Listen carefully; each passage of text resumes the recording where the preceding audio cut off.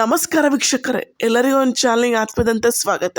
ಇವತ್ತಿನ ವಿಡಿಯೋದಲ್ಲಿ ನಾವು ಈಗಾಗಲೇ ಬಿಗ್ ಬಾಸ್ ಗೆಲ್ಲೋಕ್ಕೋಸ್ಕರ ವೋಟಿಂಗ್ ಲೈನ್ಸ್ ಕೂಡ ಓಪನ್ ಆಗಿದೆ ಅಂತ ಹೇಳ್ಬೋದು. ಇಷ್ಟು ದಿನ ಅವ್ರನ್ನ ಸೇವ್ ಮಾಡೋಕೆ ಓಟ್ ಹಾಕ್ತಿದ್ರೆ ಈಗ ನೀವು ಅವ್ರನ್ನ ಗೆಲ್ಸೋಕ್ಕೋಸ್ಕರ ಓಟ್ ಹಾಕಬೇಕಾಗಿದೆ. ಈಗಾಗಲೇ ವೋಟಿಂಗ್ ಲೈನ್ ಕೂಡ ಓಪನ್ ಆಗಿದೆ. ಯಾರಿಗೆ ಅತಿ ಹೆಚ್ಚು ಓಟ್, ಟೋಟಲ್ ಆಗಿ 40 ಲಕ್ಷ ಚಿಲ್ಲರೆ ಅಷ್ಟು ಓಟ್ ಬಂದಿರೋದ್ರಲ್ಲಿ ಯಾರು ಎಷ್ಟೆಷ್ಟು ಸ್ಥಾನದಲ್ಲಿದ್ದಾರೆ, ಯಾರು ಮೊದಲೇ ಸ್ಥಾನದಲ್ಲಿದ್ದಾರೆ, ಅತಿ ಹೆಚ್ಚು ಓಟ್ ಪಡ್ಕೊಂಡು ಗೆಲ್ಲುವ ದಾರಿಯಲ್ಲಿ ಅನ್ನೋದ್ರ ಬಗ್ಗೆ ನೋಡೋಣ ಬನ್ನಿ. ಅದಕ್ಕಿಂತ ಮುಂಚೆ ವಿಡಿಯೋ ಲೈಕ್ ಮಾಡಿ, ಶೇರ್ ಮಾಡಿ, ಮರದೇ ಚಾನಲ್ ಸಬ್ಸ್ಕ್ರೈಬ್ ಮಾಡಿ. ಇದಂತೂ ಕನ್ಫರ್ಮ್ ಅಪ್ಡೇಟ್ ಅಂತ ಹೇಳ್ಬೋದು, ಯಾರ್ಯಾರು ಯಾವ ಸ್ಥಾನದಲ್ಲಿದ್ದಾರೆ ಅಂತ ಹೇಳಿ ನೋಡೋಣ ಬನ್ನಿ.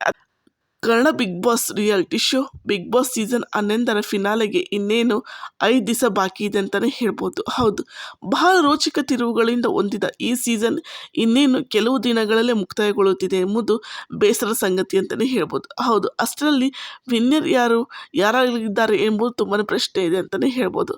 ಅದಲ್ಲದೆ ಈಗಾಗಲೇ ವೋಟಿಂಗ್ ಲೈನ್ಸ್ ಕೂಡ ಓಪನ್ ಆಗಿದ್ದಾವೆ. ಸದ್ಯಕ್ಕೆ ಬಿಗ್ ಬಾಸ್ ಸೀಸನ್ 11ರ ಫಿನಾಲೆಗೆ ಸ್ಪರ್ಧಿಗಳಲ್ಲಿ ಪಟ್ಟಿಯಲ್ಲಿ ನಟಿ ಮೋಕ್ಷಿತಾ ಪೈ, ನಟ ತ್ರಿವಿಕ್ರಮ್, ನಟ ಉಗ್ರಂ ಮಂಜು, ನಟಿ ಭವ್ಯಗೌಡ, ಸಿಂಗರ್ ಹನುಮಂತ ಹಾಗೂ ರಿಯಾಲಿಟಿ ಶೋ ಮೂಲಕ ಹೆಸರುವಾಸಿಯಾಗಿರುವ ರಜತ್, ಇವರಿಷ್ಟು ಜನ ಈ ಟಾಪ್ 6 ಫೈನಲಿಸ್ಟ್ನಲ್ಲಿ ಇದ್ದಾರೆ. ಅದಲ್ಲದೆ ಈ ಫೈನಲಿಸ್ಟ್ನಲ್ಲಿ ಯಾರಿಗೆ ಅತಿ ಹೆಚ್ಚು ವೋಟ್ ಬಂದಿದೆ ಅನ್ನೋದ್ರ ಬಗ್ಗೆ ನೋಡೋದಾದರೆ ನಿನ್ನೆ ರಾತ್ರಿಯಿಂದ ವೋಟಿಂಗ್ ಲೈನ್ಸ್ ಕೂಡ ಓಪನ್ ಆಗಿದೆ.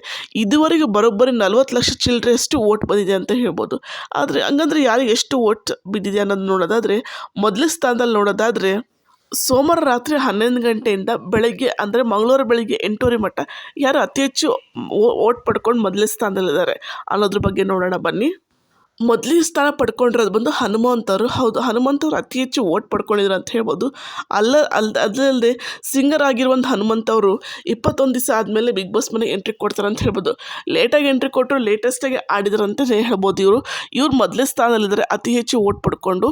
ಅಂದರೆ ಸೋಮವಾರ ರಾತ್ರಿ 11 ಗಂಟೆಯಿಂದ ಮಂಗಳವಾರ ಬೆಳಗ್ಗೆ 8:30 ಮಟ್ಟ ಇವರು ಮೊದಲನೇ ಸ್ಥಾನದಲ್ಲಿದ್ದಾರೆ ಅಂತ ಹೇಳ್ಬೋದು. ಆದರೆ ಎರಡನೇ ಸ್ಥಾನದಲ್ಲಿ ಯಾರಿದ್ದಾರೆ ಅಂತಂದರೆ ಅದು ಬಂದು ತ್ರಿವಿಕ್ರಮ್ ಅವರು ಇದ್ದಾರೆ. ಹೌದು, ಇವರು ತ್ರಿವಿಕ್ರಮ್ ಅವ್ರು ಎರಡನೇ ಸ್ಥಾನದಲ್ಲಿ ಗೆಲುವಿನ ಆದಿಯಲ್ಲಿ ಇವರು ಎರಡನೇ ಸ್ಥಾನದಲ್ಲಿದ್ದಾರೆ ಅಂತ ಹೇಳ್ಬೋದು. ಯಾರೆಲ್ಲ ಇನ್ನೂ ಓಟ್ ಹಾಕಿಲ್ಲ ಹೋಗಿ ಓಟ್ ಹಾಕ್ಬೋದು. ಹನುಮಂತ ಅವ್ರು ತ್ರಿವಿಕ್ರಮ್ ಅವ್ರ ನಡುವೆ ಅಷ್ಟೇನು ಓಟಿನ ವ್ಯತ್ಯಾಸ ಇಲ್ಲ. ಎಷ್ಟು ಓಟಿನ ವ್ಯತ್ಯಾಸ ಇದೆ ಅಂತ ನಾನು ಹೇಳ್ತೀನಿ ನೋಡಿ. ಕರೆಕ್ಟಾಗಿ ಬಂದು ಅವ್ರದ್ದು 5,000 ಅಷ್ಟು ವೋಟಿಂಗ್ ಲೈನಲ್ಲಿ ವ್ಯತ್ಯಾಸ ಇದೆ ಅಷ್ಟೇ. ಹೋಗಿ ಯಾರೆಲ್ಲ ತ್ರಿವಿಕ್ರಮ್ ಅವ್ರಿಗೆ ಓಟ್ ಹಾಕಿಲ್ಲ, ಇನ್ನೂ ಟೈಮ್ ಇದೆ, ಹೋಗಿ ಓಟ್ ಹಾಕ್ಬೋದು. ಅದು ತುಂಬ ಜನ ಅಂದ್ಕೊತೀರ ನೀವು, ಅವ್ರು ಹಾಕ್ತಾರೆ ಬಿಡು, ಇವ್ರು ಹಾಕ್ತಾರೆ ಬಿಡು, ಇವನೇ ಗೆಲ್ಲೋದು ಬಿಡು ಅಂದ್ಕೊಂಡು ಕುಂತಿರ್ತೀರ. ನೀವು ಯಾರಿಗಾದ್ರೂ ಓಟ್ ಹಾಕ್ಬೇಕಂದ್ರೆ ಹೋಗಿ ಓಟ್ ಹಾಕ್ಬಿಟ್ರೆ ಅವ್ರು ಹಾಕ್ತಾರೆ ಇವ್ರು ಹಾಕ್ತಾರೆ ಅಂತ ಕಾಯ್ಕೊಂಡು ಕುಂತ್ರೆ ನಿಮ್ಗೆ ಇಷ್ಟವಾದ ಕಂಟೆಸ್ಟೆಂಟ್ ನಿಜವಾಗ್ಲೂ ಗೆಲ್ಲಲ್ಲ. ಇದಂತೂ ನಿಜ. ಓಟ್ ಅಪ್ಲಿಕೇಶನ್ನ ಡೌನ್ಲೋಡ್ ಮಾಡ್ಕೊಳ್ರಿ, ಅಲ್ಲೋಗಿ ಲಾಗಿನ್ ಆಗಿ ಹೋಗಿ ಓಟ್ ಹಾಕ್ರಿ, ಮುಗೀತು ಅಷ್ಟೇ. 99 ಅಂತೂ ಓಟ್ ಹಾಕ್ಲೇಬೇಕು. ನೀವು ಒಂದ್ಸಲ 1 ಓಟ್ 2 ಓಟ್ ಕನ್ಸಿಡರ್ ಆಗಲ್ಲ, 99 ಓಟ್ ಹಾಕ್ಲೇಬೇಕು, ಅದು ಕನ್ಸಿಡರ್ ಆಗುತ್ತೆ. ನೀವು ಬಿಟ್ಟು ನಾನು 2 ಓಟ್ ಹಾಕಿನಿ 3 ಓಟ್ ಹಾಕಿನ ಅಂದ್ರೆ ಇಲ್ಲ, 99 ಓಟ್ ಹಾಕ್ಲೇಬೇಕಾಗಿರುತ್ತೆ ನೀವು. ನೆಕ್ಸ್ಟ್ ಇದು ತ್ರಿವಿಕ್ರಮ್ ಅವ್ರು ಎರಡನೇ ಸ್ಥಾನದಲ್ಲಿದ್ದಾರೆ. ಇವರಿಬ್ಬರು ನಡುವೆ ಎಷ್ಟಂದ್ರೆ 5,000 ಅಷ್ಟು ಓಟ್ಗಳ ಅಂತರವಿದೆ ಅಂತಲೇ ಹೇಳ್ಬೋದು. ನೆಕ್ಸ್ಟ್ ಬಂದು ಮೋಕ್ಷಿತರು ವೋಟಿಂಗ್ನಲ್ಲಿ ಅತಿ ಹೆಚ್ಚು ಓಟ್ ಪಡ್ಕೊಂಡ್ರಲ್ಲಿ 3ನೇ ಸ್ಥಾನದಲ್ಲಿದ್ದಾರೆ ಅಂತ ಹೇಳ್ಬೋದು. ಗೆಲುವಿನ ಹಾದಿಯಲ್ಲಿ ಇವ್ರು 3ನೇ ಸ್ಥಾನದಲ್ಲಿದ್ದಾರೆ. ಅದಲ್ಲದೆ ನಾನು ಮೋಕ್ಷಿತವ್ರನ್ನ ಎಕ್ಸ್ಪೆಕ್ಟ್ ಮಾಡಿಲ್ಲ, ಇಷ್ಟು ಬಾರಿ ಓಟ್ ಬರುತ್ತೆ ಅಂತೇಳಿ ಎಕ್ಸ್ಪೆಕ್ಟ್ ಮಾಡಿದ್ದಿಲ್ಲ. ಶಾಕಿಂಗ್ ಅಂತಲೇ ಹೇಳ್ಬೋದು. ಅಷ್ಟು ಜನ ಇವರು ಫ್ಯಾನ್ಸ್ ಇದ್ದಾರೆ ಅನ್ನೋದು ನನಗೆ ಇವಾಗಲೇ ಗೊತ್ತಾಗ್ತಿರೋದು. ನಿಜ, ತುಂಬ ಜನ ಓಟ್ ಹಾಕ್ತಿದ್ರು ಅಂತಲೇ ಹೇಳ್ಬೋದು ಮೋಕ್ಷಿತವ್ರಿಗೆ. ಇವ್ರು ಮೋಕ್ಷಿತವ್ರು ನಾಳದಲ್ಲಿ ಫಸ್ಟ್ ಬಂದರೂ ಬರ್ಬೋದು ಅಂತಲೇ ಹೇಳ್ಬೋದು. ಯಾಕಂದರೆ ಇವ್ರಿಬ್ರಿಗೆ ಕಂಪೇರ್ ಮಾಡಿದರೆ ಮೋಕ್ಷಿತವ್ರು 8,000 ಓಟಲ್ಲಿ ಅಷ್ಟು ಹಿಂದಕ್ಕಿರೋದು. ಇವ್ರಿಗೇನು ಅದನ್ನು ಬಿದ್ದರೆ ಇವ್ರಿಗೆ ನೋಡ್ಬೇಕು ಈ ಸಂಚಿಕೆಯಲ್ಲಿ ಏನಾಗುತ್ತೆ ಅಂಥೇಳಿ. ಮೋಕ್ಷಿತವ್ರು ಗೆಲ್ಲೋ ಚಾನ್ಸಸ್ ಇದೆ ಅಂತಲೇ ಹೇಳ್ಬೋದು, ಸಾಮಾನ್ಯ ವಿಷಯ ಅಂತಲೇ ಅಲ್ಲ.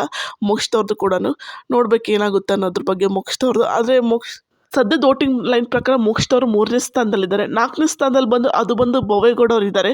ಹೌದು, ಅತಿ ಹೆಚ್ಚು ಗೆಲುವಿನ ದಾರಿಯಲ್ಲಿ ಅತಿ ಹೆಚ್ಚು ಓಟ್ ಪಡ್ಕೊಂಡು ಭವ್ಯಗೌಡ 4ನೇ ಸ್ಥಾನದಲ್ಲಿದ್ದಾರೆ. ಇವ್ರು 3 ಜನ ಕಂಪೇರ್ ಮಾಡಿದ್ರೆ ಎಷ್ಟು ಅಂತಂದರೆ ಒಟ್ಟು 20,000 ಅಷ್ಟು ಓಟ್ಗಳ ಅಂತರ ಇದೆ ಅಂತಲೇ ಹೇಳ್ಬೋದು ಕಂಪೇರ್ ಮಾಡಿದರೆ. ಇವ್ರು 3 ಜನಕ್ಕೆ ಭವ್ಯಗೌಡ ಅವ್ರು ಗೆಲ್ತಾರೋ ಇಲ್ಲೋ ಅನ್ನೋದು ಕಮೆಂಟ್ ಮಾಡಿ. ಅಷ್ಟೇ ಇದು ಈಗ ಹೀಗೆ ಇರಲ್ಲ, ಚೇಂಜ್ ಆಗ್ತಾನೆ ಇರುತ್ತೆ ಅಂತಲೇ ಹೇಳ್ಬೋದು.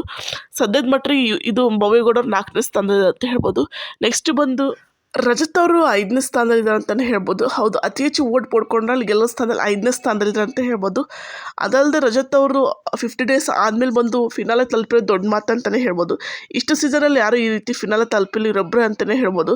ಇವರು ಅತಿ ಹೆಚ್ಚು ಓಟ್ ಪಡ್ಕೊಂಡ್ರೆ ಅಲ್ಲಿ ಗೆಲ್ಲುವ ಸ್ಥಾನದಲ್ಲಿ 5ನೇ ಸ್ಥಾನದಲ್ಲಿದ್ದಾರೆ. ಕೊನೆ ಸ್ಥಾನದಲ್ಲಿರೋದು ಬಂದು ಉಗ್ರಂ ಮಂಜು ಅವರು. ಹೌದು, ಉಗ್ರಂ ಮಂಜು ಅವ್ರದ್ದು ಇವರು ಕಂಪೇರ್ ಮಾಡಿದ್ರೆ ತುಂಬಾ ಡಿಫ್ರೆನ್ಸ್ ಇದೆ ಹೇಳ್ಬೇಕು.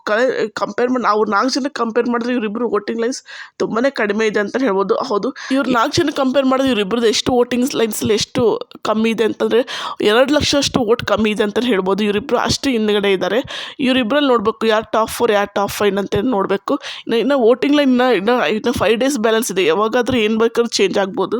ಬಾಟಮ್ನಲ್ಲಿ ಇದ್ದವ್ರು ಟಾಪಿಗೆ ಬರ್ಬೋದು, ಟಾಪ್ನಲ್ಲಿ ಇದ್ದವ್ರು ಬಾಟಮಿಗೆ ಬರ್ಬೋದು, 3rd ಪ್ಲೇಸ್ ಇರೋ ಫಸ್ಟ್ ಪ್ಲೇಸ್ ಬರ್ಬೋದು, 4th ಪ್ಲೇಸ್ ಇರೋ 2nd ಪ್ಲೇಸಿಗೆ ಬರ್ಬೋದು.